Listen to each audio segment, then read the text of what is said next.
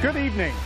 This is Erin O'Toole, leader of the Conservative Party of Canada. I'm thrilled to welcome you to our telephone town hall tonight. We're also live on Facebook and YouTube. Tonight, we're talking to people from across British Columbia about the path to recovery and how Canada's Conservatives will secure the future. You'll have the chance to ask me any question you have about this election, and particularly any question you have about Canada's recovery plan, our plan to secure the future and get the country back on its feet. If you have a question, please press *3 now, and you can ask me live in this telephone town hall. This past year and a half has been incredibly difficult. Across the country, Canadians have lost loved ones, and hardworking Canadians have lost their jobs. There's a cost of living crisis right now in Canada, and there's forest fires, the images of which are heartbreaking in British Columbia. Instead of focusing on helping our friends in BC, on recovery, on the situation in Afghanistan, Justin Trudeau called an election. He put his own interests ahead of the national interests. And last week he said that he doesn't think about monetary policy and inflation because he doesn't think it impacts families. Only a Prime Minister totally disconnected from the real needs of Canadian families would say something like that. And the Liberals, the NDP, and the Greens do not understand that running massive deficits year after year, driving away jobs and investment, that leads to inflation, which causes prices to skyrocket, gas, groceries. There's already a housing crisis in BC and has been for years. It also puts our social safety net at risk. So the timing of this election is completely reckless. The government should be focused on helping Canadians, tackling the issues in front of our country, but Mr. Trudeau once again is putting his own agenda ahead of the needs of the country. So tonight, you'll be able to ask questions about our plan, Canada's recovery plan, and it's important because Mr. Trudeau doesn't have a plan. In fact, in recent days, Michael, we've heard that he's calling for his candidates and other people to just give him some wow ideas, some big ideas, because after 6 years, he has no plan. As Canadians and voters should be very deeply concerned that we're in an election with a Prime Minister with no vision for the future. 12 years in the military taught me many things, but most importantly, you always need a plan for every mission.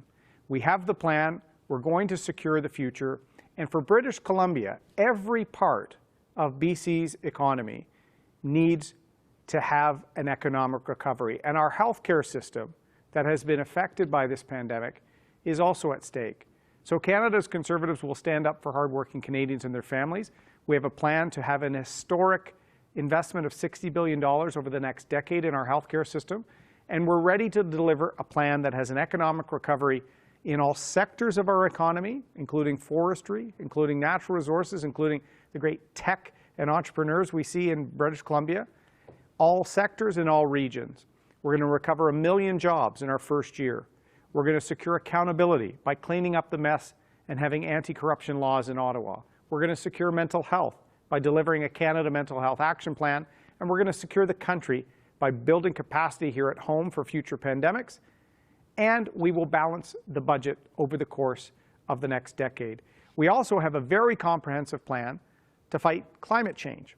We're going to meet our Paris targets and get the country working again. In fact, we worked with a BC climate change modeling firm to help our country reduce emissions, allow Canadians to get a feeling for their carbon footprint, and make greener choices. All of these things we need to do over the next few years because this election should really be about the future. And the choice is this: who do you trust to secure the future for your family? There may be 5 parties out there, but there's only 2 choices: Canada's Conservatives or more of the same with Mr. Trudeau, the NDP, and the Greens. So I'm looking forward to answering your questions, discussion. As I said, please press *3 or leave a comment in Facebook or YouTube, and we'll try and pull a few questions from there as well. Any question you have for us tonight is open season. And who's going to pick these questions and get the meeting going? Our amazing candidate for Leeds, Grenville, Thousand Islands, our ethics critic in the last Parliament, and boy, with Mr. Trudeau as Prime Minister, our ethics critic was very busy, Michael Barrett. Well, it's a real pleasure to join you this evening, Erin. Folks, as he said, my name is Michael Barrett, and I'm the candidate in Leeds, Grenville, Thousand Islands, and Rideau Lakes. And as a member of Erin's team, I'm so proud to be able to tell you that I support Erin O'Toole's vision for Canada, and it's a real pleasure to be with him tonight. Erin was raised in Bowmanville, Ontario, a community with middle-class values of hard work and helping your neighbor. And he served in the Royal Canadian Air Force for 12 years and has proudly represented the riding of Durham in the House of Commons since 2012. Erin stands up for hardworking Canadians. He wants to work for you and make sure that for generations to come, Canadians can grow up with world-class services, a healthy economy, healthy finances, and a clean environment.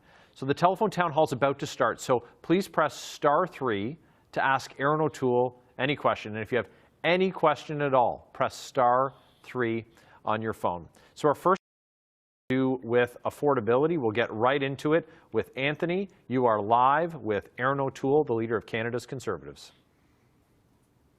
Erin, appreciate what you're doing here. What are you going to do to secure our trust in British Columbia right now? Typically with like the cost of living, we've seen housing skyrocket in the last 2 years. Gas prices are insanely high right now. Just everything. It's unaffordable to travel. Just expenses are through the roof. What are you going to do to secure our trust? Great question, Anthony, and thank you for giving me the chance to secure your trust. And our plan wants to secure your future. And the affordability crisis you're talking about is the #1 thing we've heard for many, many months, which is why we're trying to tackle it here. And ground zero for the housing crisis has been British Columbia for many years. So just a few days ago, I put forward a very comprehensive plan to tackle the housing crisis. The federal government has a role to play alongside the municipalities and the provinces, and we put forward serious policies to actually make a difference for families. We're going to ban foreign non-resident purchases of real estate. We saw that driving up real estate values in British Columbia, and we're going to ban it for 2 years. Mr. Trudeau has nibbled around the edges with a 1% surcharge. That's just the cost of doing business. We can't allow people that have no intention of living here to push real estate values completely out of reach for average families. We're also going to free up 15% of the land and buildings the federal government holds in our property holdings. We're a big property owner as a federal government to try and accelerate development because we have to have supply to help address this crisis. We're also going to make sure infrastructure investments for transit tie to density.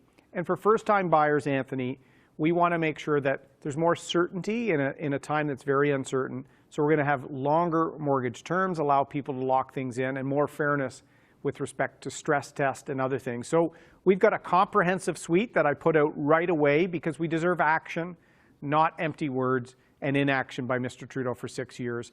On the inflation crisis, for highest inflation in 18, 19 years, we have to tackle that by getting spending under control, and our recovery plan has a plan to get back to balance over the course of the next decade. We need to get folks working in all sectors and all regions, and we've got some specific measures in terms of keeping taxes low and even giving some tax breaks. A GST holiday in December, allow families to kind of catch up in a little way with some purchases at the end of the year, but tying that to bricks and mortar purchases only. It's not for an online order from the States. It's for helping the mom and pop shops and the retailers who've struggled across the country with that end of year GST holiday, kind of a little bonus for those small businesses. We're going to try and bring some purchases into those stores to help them survive. So we hear you, Anthony. Canada's Conservatives are the only party with a serious plan to tackle the affordability crisis for Canadians. So we're going to go next to Lynn from Prince Rupert with a question about the debt. So Lynn, you are live now with Erin O'Toole. Go ahead. Hi, I am deeply concerned with how deep in debt this country is right now, not only BC but federally as well. There's been so much money given out, I don't see how you can recover it without taxation, which could affect not only us but our children, maybe even grandchildren, to ever get back on a level basis. How do you plan to handle that? I have the same fears that you do, Lynn. The debt that Mr. Trudeau is accumulating is going to be on the shoulders of our children and grandchildren, and that's why our fourth pillar of Canada's recovery plan is a plan to get back to balance, helping businesses in highly affected sectors get on their feet, helping with mental health and some of the social toll that the pandemic will take, but have a clear plan to wind down expenditures. Mr. Trudeau has been continuing to just extend the same benefits he started at the beginning of the pandemic. He hasn't taken benefits away from sectors that are having record profits. He's not helping the most highly affected. We have to get people working again and not just extending CERBs into some sort of universal basic income, which seems to be the goal of the Liberals, the NDP, and the Greens. So we need to get folks working and then tackle the debt. Mr. Trudeau has the debt on track to be $1.3, $1.4 trillion. And with inflation a risk, interest rate increases a risk on the horizon, we could see having challenges with healthcare and with old age security. Mr. Trudeau's putting those programs at risk. So we're going to secure them. Historic investments in healthcare and getting our economy working, but then reduce that expenditure and get back to balance. We've picked a 10-year time frame because we think that's fair, Lynn. And the tax increases, we're choosing 10 years as well because we want to keep taxes low. We will fight tooth and nail against any effort to extend to the taxation of personal residences and the sale of that. There's a lot of fear about that because CMHC has been doing a study in the last few years and CRA is tracking home values. Mr. Trudeau, we have fears, is looking at a big solution of a tax increase like that to deal with his massive spending.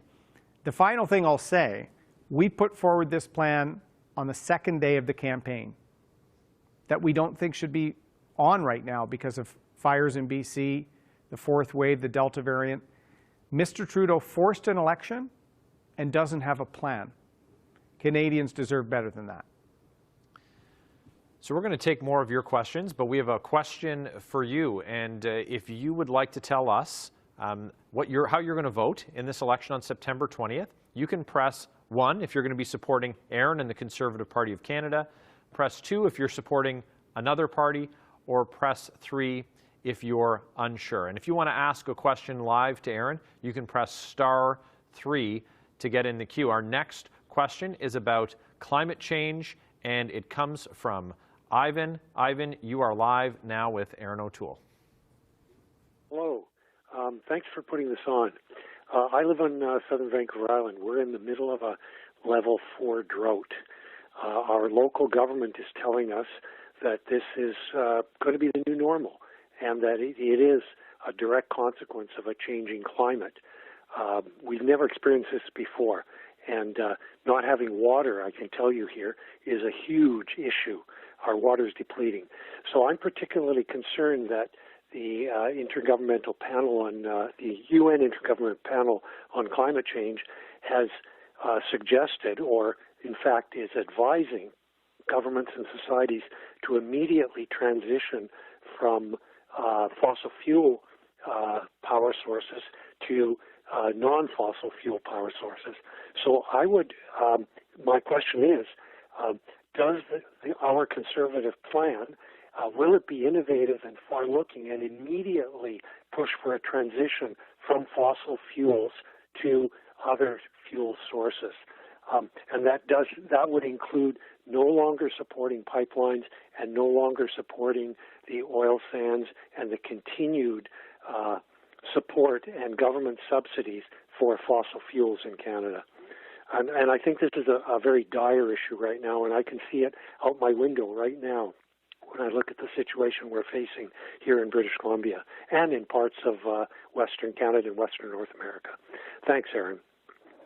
Thank you very much, Ivan. We are seeing the impacts of climate change, drought conditions, absolutely, as you're saying, on Vancouver Island.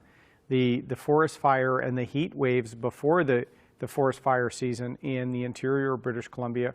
And we are going to have to be more resilient in communities to tackle this.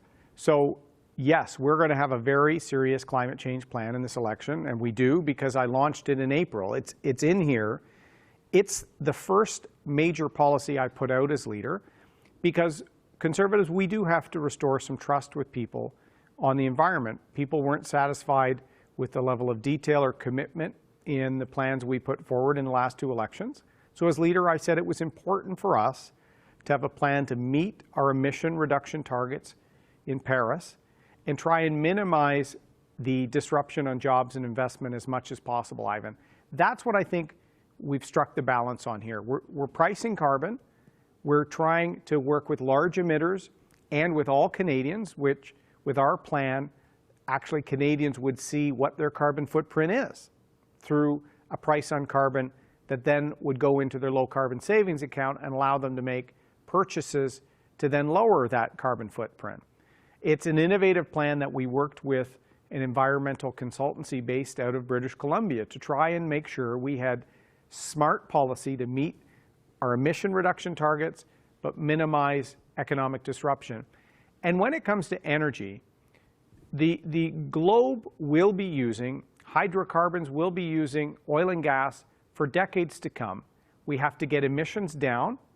We have to also recognize that every time Canadian energy is taken out of the mix, Ivan, it's going to be replaced by a country who doesn't have our same commitment on emission reduction, doesn't have our same commitment on human rights, on overall governance, on partnerships with Indigenous communities.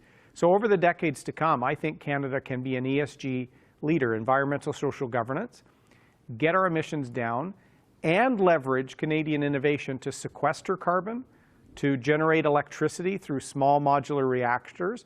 So our plan has a price on carbon, but also has major elements on renewable natural gas standards, similar to what the Horgan government announced. Electric vehicles, major commitments on technologies to get emissions down. So I think it has to be a all of government, all of society effort to make sure we meet our commitments. That's what Canadians should be known for, but make sure we also have an economic recovery and work with industry on net zero programs and others. So Ivan, you sounds like you know a lot about the subject. Please check out our plan. There's a lot of detail in it. And please tell folks in your riding that the Conservatives have a plan and we want to be held to account for it. Folks, if you have a question for Erin O'Toole, press *3 on your keypad now. Our next question comes from Barb, and it is about manufacturing. Barb, go ahead. You're live with Erin O'Toole now. Hi there. I just wanted to know, do you have any plans of stopping sending out all our raw resources and starting to do manufacturing here in Canada? I mean, we should be self-sufficient and, not in poverty the way we are. Well, thanks, Barb, for the question. And, this is an interesting issue that comes up quite a bit, is why aren't we doing secondary processing? Why aren't we upgrading our resources and making things here? We do want to see more self-reliance and more abilities to do that. It's why we have to work with our allies to actually restore fairness and the rule of law in international trade. If you take British Columbia as an example, the aluminum in Kitimat is some of the greenest aluminum in the world. But under our NAFTA agreement, Mr. Trudeau allowed Mexico to take transshipped Chinese aluminum to make auto parts to sell in North America. Chinese aluminum can often be 7 times more carbon intense than ours. We have an auto parts industry in Canada, especially in my part of Southern Ontario. Why are we not securing that? Why are we letting the communist government in China game the system? This is something the Americans, going back to President Obama, first started to try and address. Mr. Trudeau has been out of line with the Americans with respect to China, with respect to trade in steel and aluminum. So I want to make sure we don't allow that to happen. It hollows out jobs. It hollows out our capacity as a country. So our 4th pillar of our plan is building up domestic capacity and resilience as a country in vaccines and other areas, but also in critical industries where we'd like to see more free and fair trade. amongst democratic countries and less abuse by countries that don't follow environmental rules, don't follow human rights rules. So, Barb, we want to see more of these jobs retained in Canada, more capacity, and we're going to stand up for working families as we do it. If you have a question for Erin, you can ask by pressing *3, or you can ask your question in the comments on Facebook. We have a question from Lisa who asks, the British Columbia interior is burning and so many have lost everything, home, businesses, and land. Trudeau came to Vancouver last week and poured beer. How will Alberta and BC recover with the CPC and a majority government? Alberta and BC families are hurting bad. Well, thanks for the question, Lisa, and I'm glad folks are on Facebook and YouTube. This was one of the big, really selfish things about this election for Mr. Trudeau, trying to call a snap election to try and get a majority, and BC was having some of the worst fire seasons in living memory. We have a whole range of other issues, including some variant outbreaks in parts of the interior of BC as well. Rather than us working together and tackling these things, Mr. Trudeau's having an election. We have a plan here that would address some of these natural disaster situations where we're having huge emergencies and there needs to be a role for the federal government to partner with the provinces. I called last week for the Canadian Armed Forces to be made available as soon as the BC government wants to deploy them to help rural communities, to help First Nation communities. We also want to have disaster recovery and disaster planning assistance at the highest levels of the Prime Minister's office and the Privy Council office. So we have that in our plan. We want infrastructure investments to help communities build resiliency for the impacts of climate change, which, as Ivan said, is already happening both in terms of droughts, but also more severe forest fire seasons. And any way we can build capacity to help infrastructure, help communities prepare, we will do that. And as I said, Lisa, we want to see an economic recovery, not just in one or two parts of the country or not just in a couple of sectors, which it seems Mr. Trudeau wants to build back better. So that means he's going to help this sector but not this one, maybe this region and not this. We want all cylinders in our economic engine firing. That includes a softwood lumber agreement for British Columbia. That means standing up for the tech sector in Lower Mainland. That means fisheries and a Pacific salmon strategy. That's in our plan as well. So Lisa, BC will not be an afterthought as it is with Mr. Trudeau. We need our Asia-Pacific gateway to be firing to help our whole country recover and get back on track after COVID. Folks, we've heard Erin O'Toole answer a couple of your questions so far, and we're going to ask you to press *3 if you have a question for Erin, and we're going to get to some of the folks who've asked questions. But while we do that, if you'd like to indicate if you're going to be supporting Erin and the Conservative Party in the September 20th election, you can press 1 on your keypad now. Press if you're supporting another party, or press 3 if you're unsure, undecided so far. We have another question. This one comes from Rob, and it's about a subject that I've been keenly aware of, and that's integrity and ethics with this government. So, Rob, you can ask your question with Erin O'Toole right now. Good day, Mr. O'Toole.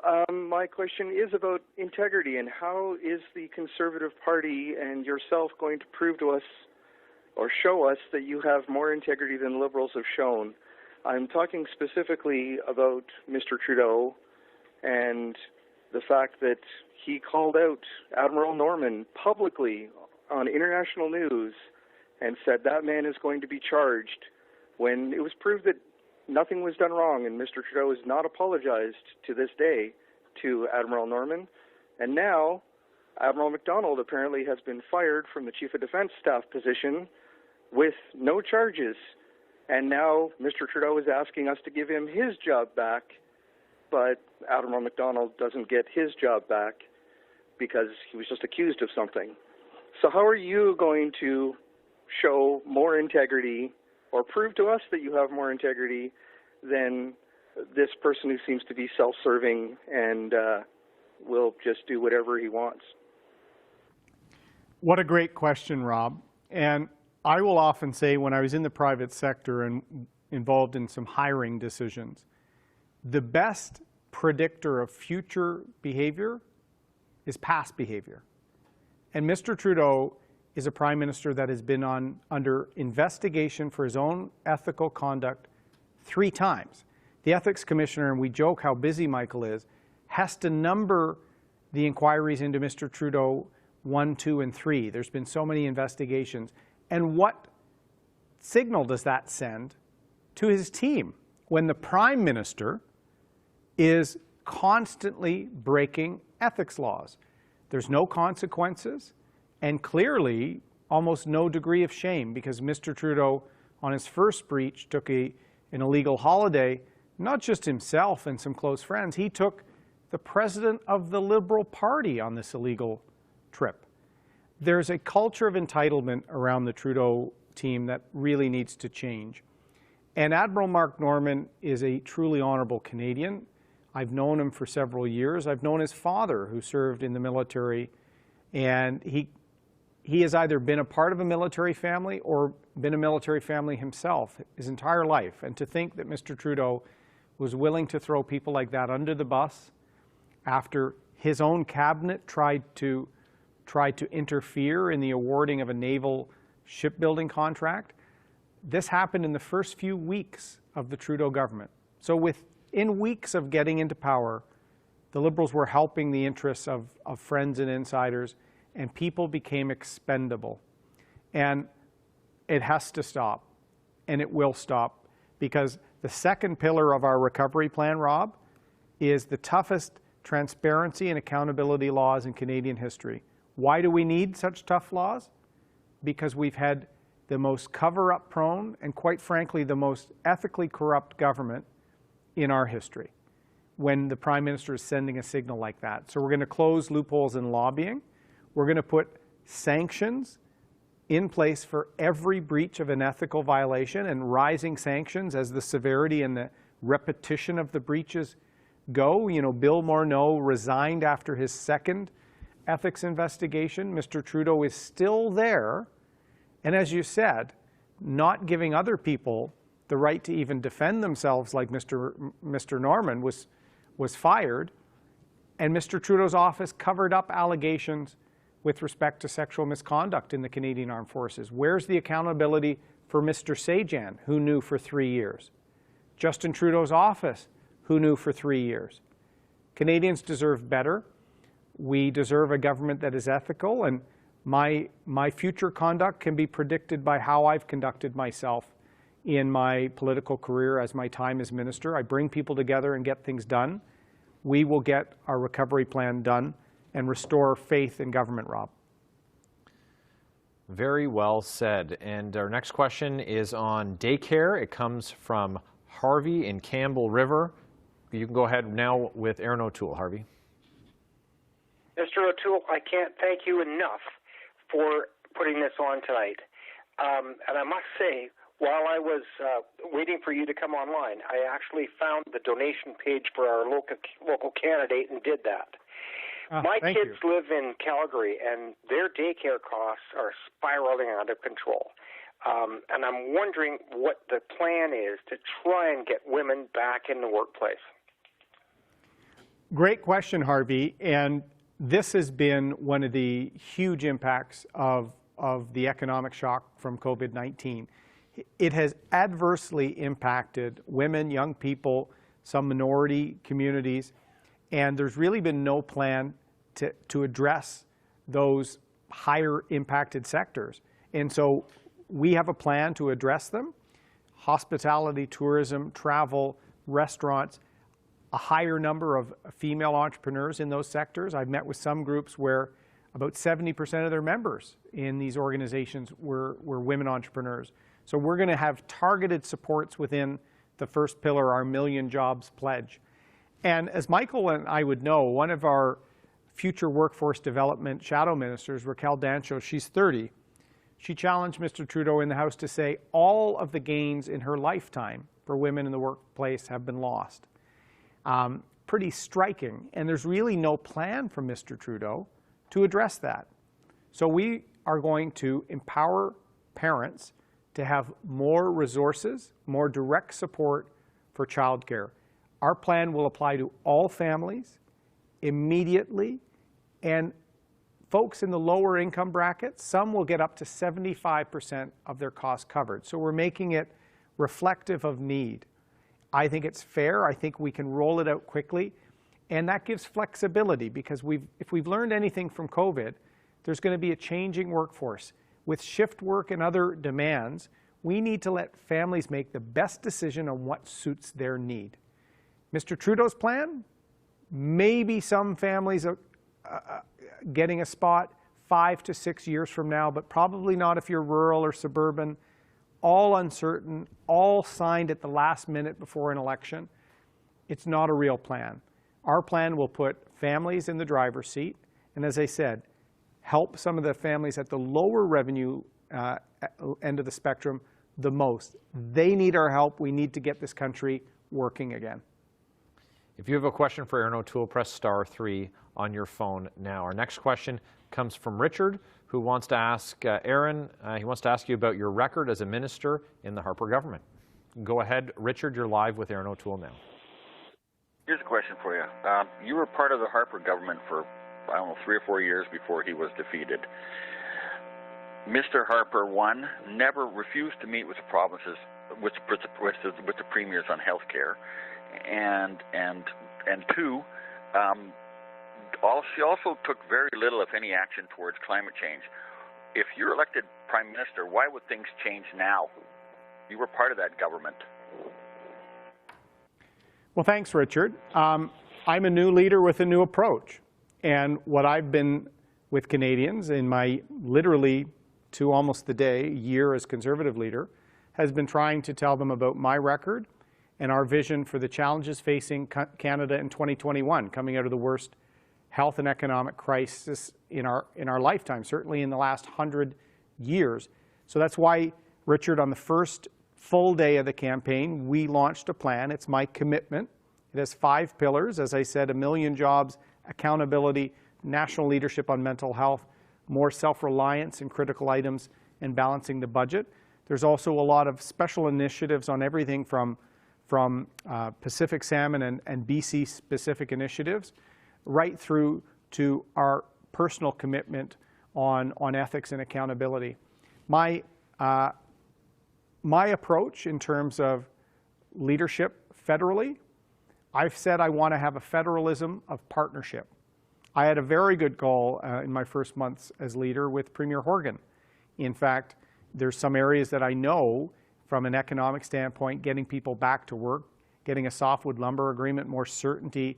We saw 7 mills in the last 24 months close in British Columbia. I will work with all premiers, regardless of stripe. And even today, I said we should be doing that on healthcare, not having the federal government, Mr. Trudeau, attacking premiers, attacking things they're trying to do to help their citizens. I trust premiers and will respect provincial and federal relations and jurisdiction. That will be my approach. And I think working together after COVID is the way to do it.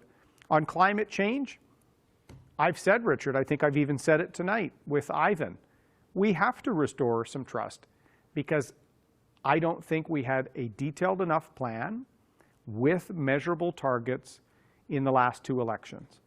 So as a leader, I wanted to make sure we had such a plan, and I want to be accountable for it, which is why it's in Canada's recovery plan. But the interesting thing, Richard, it's the one major part of the plan that I put out in April. Why is that? Because I recognize we have to earn some trust. We also had it verified by a third party. So this isn't just Erin O'Toole and Michael Barrett making this up on the fly. We spent months consulting. We hired modeling experts to make sure we can achieve our Paris commitments, but also make sure we get the country moving again after COVID-19. And Richard, as a leader, I'm putting this out to you to consider to secure our future, and I hope I can earn your trust. If you have a question for Erin O'Toole, you can press *3 on your phone now.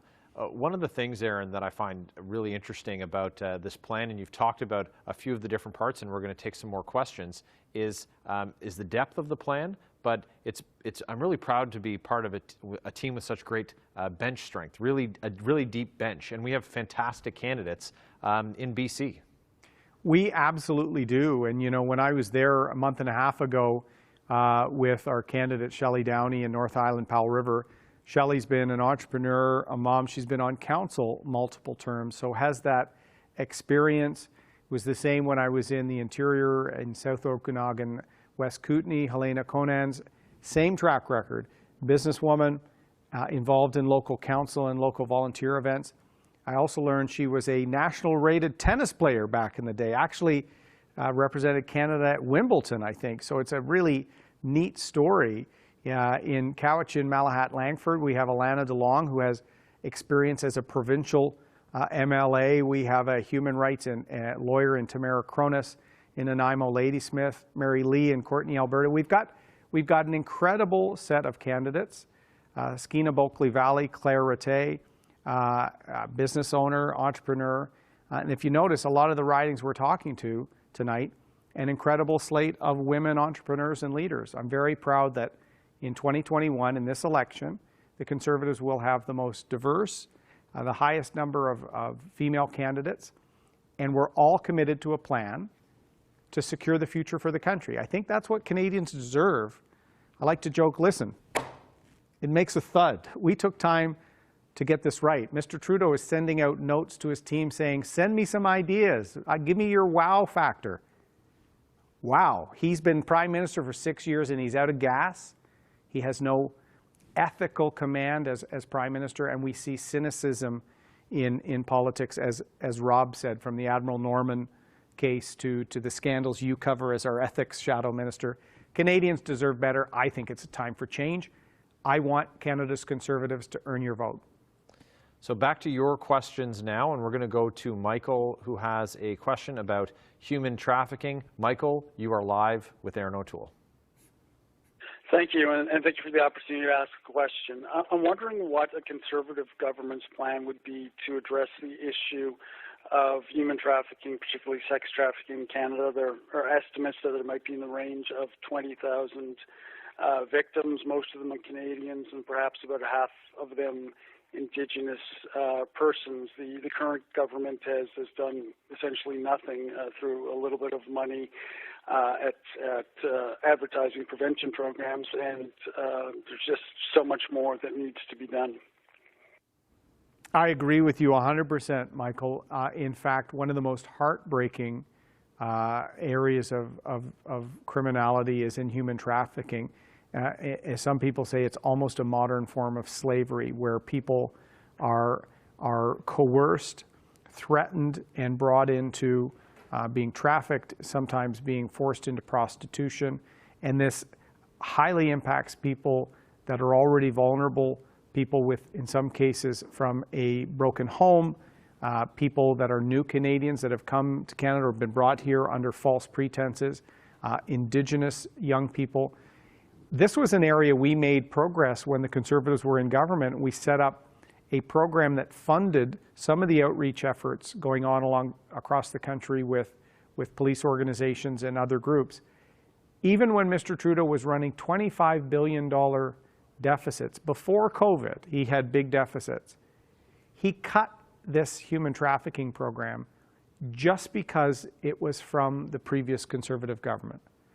And I'll tell you, that's unacceptable. So in our plan, we have a criminal justice system that will be very severe on people that abuse other people, that prey on the vulnerable, and bring violence to our communities. Our plan will show compassion for people with an addiction or a mental health issue. I think that's what we need to have, a justice system that goes after people that prey and abuse other people and abuse the trust of our democracy. And we're going to work with law enforcement, Michael, reestablish that action approach on human trafficking. And I'll tell you, we've had a lot of our MPs, including my neighbor, Colin Carey, in Ontario, putting forward private members' bills, working with victims' rights groups. We will make this a priority because I'll tell you, it is a scourge that we have to wipe out of our communities. If you have a question you want to ask Erin, you can press *3 on your phone. I have a quick question for you. If you haven't already participated in the survey, please do so now. If you're going to be supporting the Conservative candidate in your riding in this election, press 1. If you're voting for one of the other parties, press 2. And if you're unsure, press 3. So we're going to go to Marlene in Smithers next, and she has a question about CERB. Marlene, you're live now. Hi, I just had a question about the CERB and whether the Conservatives will look towards the question about CERB and whether the Conservatives will look towards helping out. Some of the employers I talked to say that nobody is applying, that forestry workers, they're short of seasonal workers to help fight the fires here in BC, and some employees are telling their previous employers that they can't afford to come back because part-time work actually makes them lose money because they're making enough money on CERB to sit at home. So I'm wondering what the plan is with the Conservatives for that. Thank you, Marlene. This is something I hear from coast to coast to coast, is some sectors of the economy cannot find employees. So there are job opportunities, and this is what is frustrating. There's job opportunities. In some areas of the country, we have high and chronic unemployment, higher levels, people not hired back. And then we've got shortages in some parts of our economy. A lot of that has been caused by the fact that Mr. Trudeau, once we got through the first 2 waves of the pandemic, we needed to adjust the programs to help the highly impacted sectors and workers in those sectors. There were other sectors, some corporations were making record profits and still receiving taxpayer assistance. That is just wrong. And it's part of the reason why Mr. Trudeau's accumulated almost $500 billion of debt.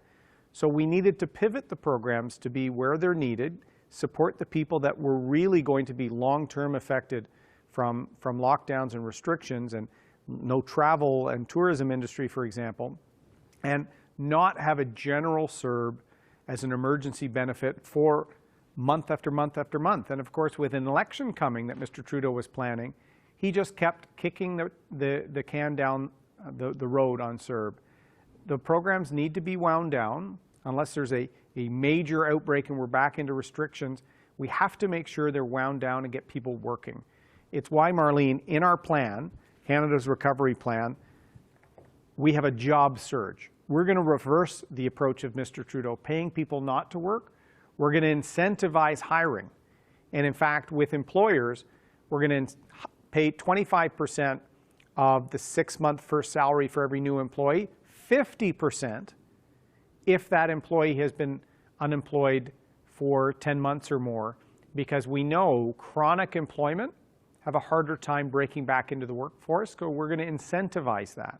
We're going to give targeted support to the highly impacted sectors that will have a slower recovery, but we need to get the country working again.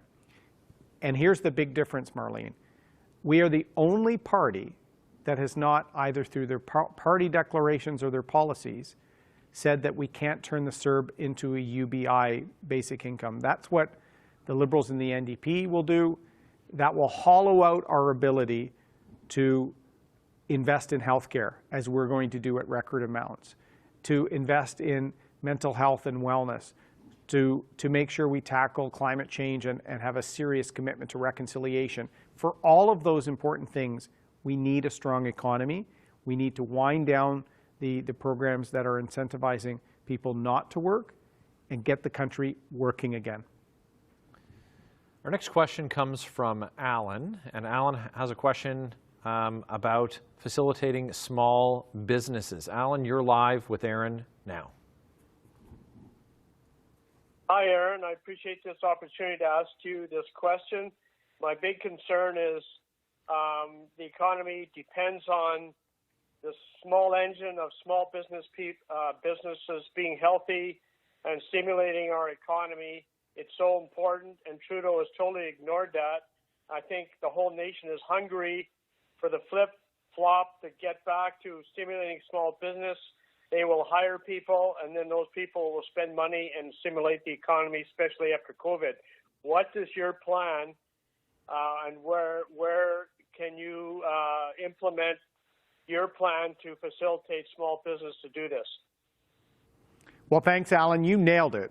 Small and medium-sized businesses need to recover for us to secure the future. In fact, 2/3 of Canadians work for a small or medium-sized business. So we have to make sure we help those businesses survive to thrive later so that we have people working. And I'm very proud to say that's at the core. Page 21 of Canada's Recovery Plan is supporting small business, rebuilding Main Street, a tax credit to encourage other Canadians to invest in a business on Main Street, extra support to highly impacted sectors, making sure that we also get people working through our Job Surge program, and ensuring that we fix government procurement and a range of things that have often excluded small and medium-sized businesses. We need to be more self-sufficient, more self-reliant, and we should certainly be procuring things for the government, for large industries from Canadian companies and sources. So if other countries restrict the ability for us to sell there, we're going to have more local buy Canadian. We need to work with the Americans so that we can have a buy Canada-US. That really needs to be our approach. And we're going to tackle everything from credit and debit fees and other barriers to those small businesses earning a margin. Final thing I'll say, Alan, our GST holiday in December has two key purposes. One, we want to help families. They need a break.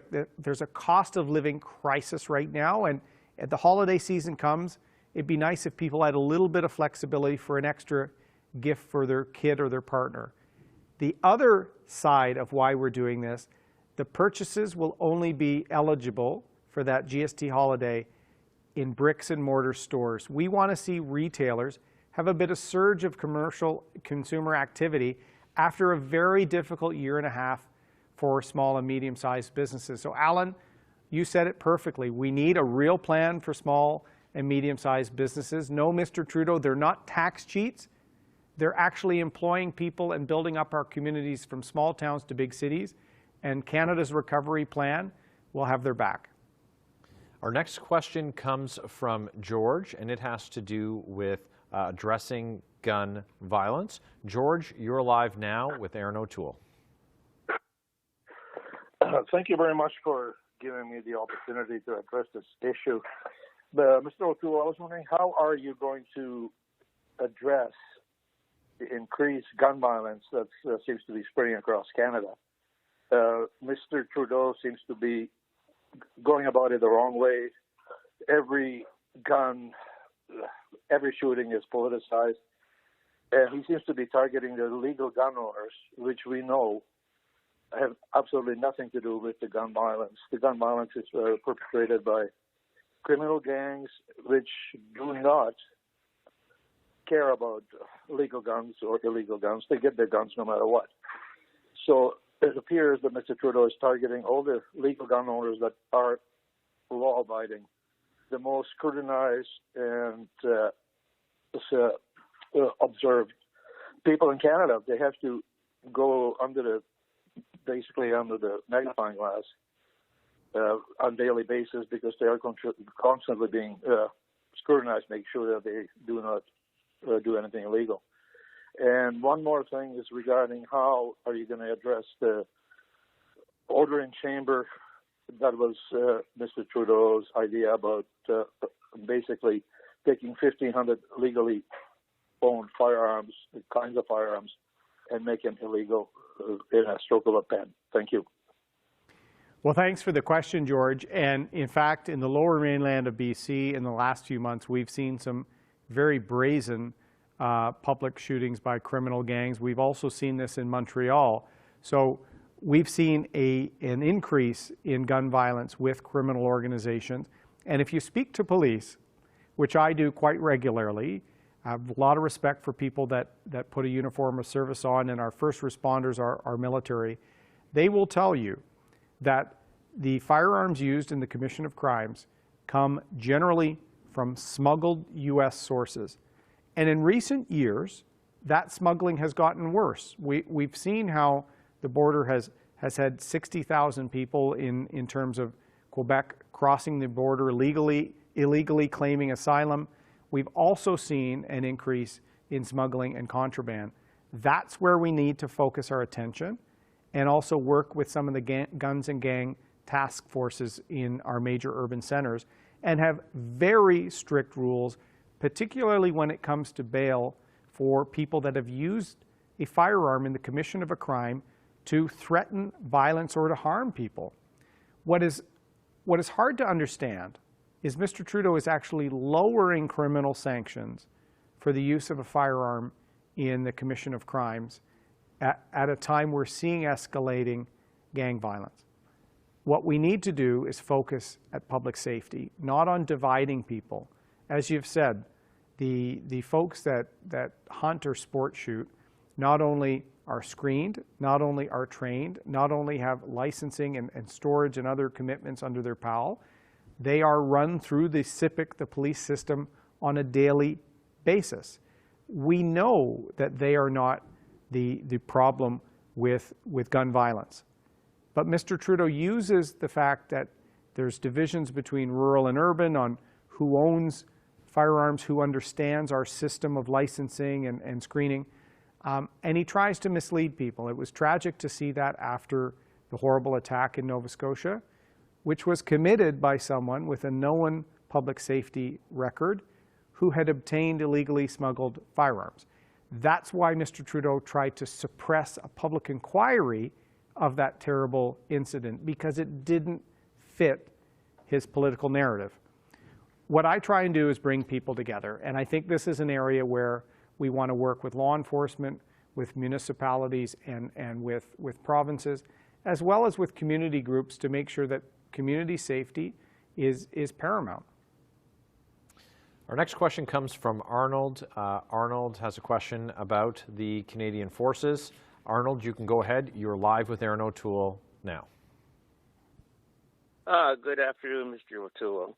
I'm a retired military officer, and I recall the proud days when we had our commitment to peacekeeping. We were funding our military, probably not as much as we should have done, but we have no procurement of aircraft. We seem to have a disgusting display of incompetence in withdrawing our allies out of Afghanistan.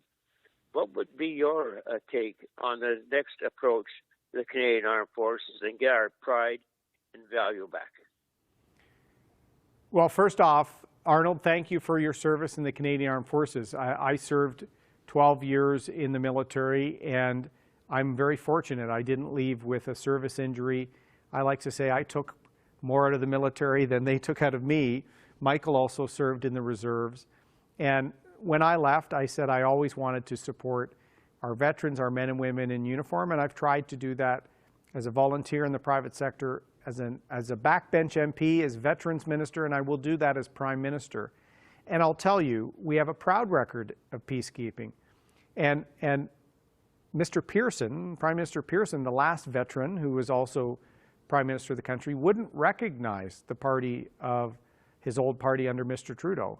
Mr. Trudeau has let down our allies, doesn't have a serious approach when it comes to NATO or security, and hasn't partnered with the U.S. on NORAD and on larger military cooperation issues. And the procurement situation is a complete disaster. I say this as a navigator from the Sea King helicopter, which you might remember, Arnold. The helicopter Mr. Kretschek canceled for politics, paid contractual penalties, and we still needed a maritime helicopter. Mr. Trudeau did the same thing with the CF-18 replacement. Canceled it in an election, has politicized it, and then what did they do, Arnold? They bought used jets from Australia. Only Justin Trudeau could replace the CF-18s bought by Pierre Trudeau with used CF-18s. It has literally turned us into the laughingstock of our close allies.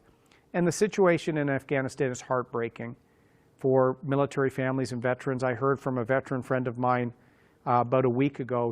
He's heartbroken. He feels he's left part of himself in Afghanistan. And to see that Mr. Trudeau has abandoned some of our translators and contractors are there. And I can say that, Arnold, not being political, because I tried to work on this 5 years ago in a nonpartisan way. In fact, under John McCallum, when he did help us, a number of veterans and myself advocated to bring James Akam, a translator, to Canada. He did it. I publicly praised him at the time. But Mr. Trudeau fired that minister, or retired him, and I couldn't even get a response from other ministers. They ignored this problem for 5 years and now are scrambling.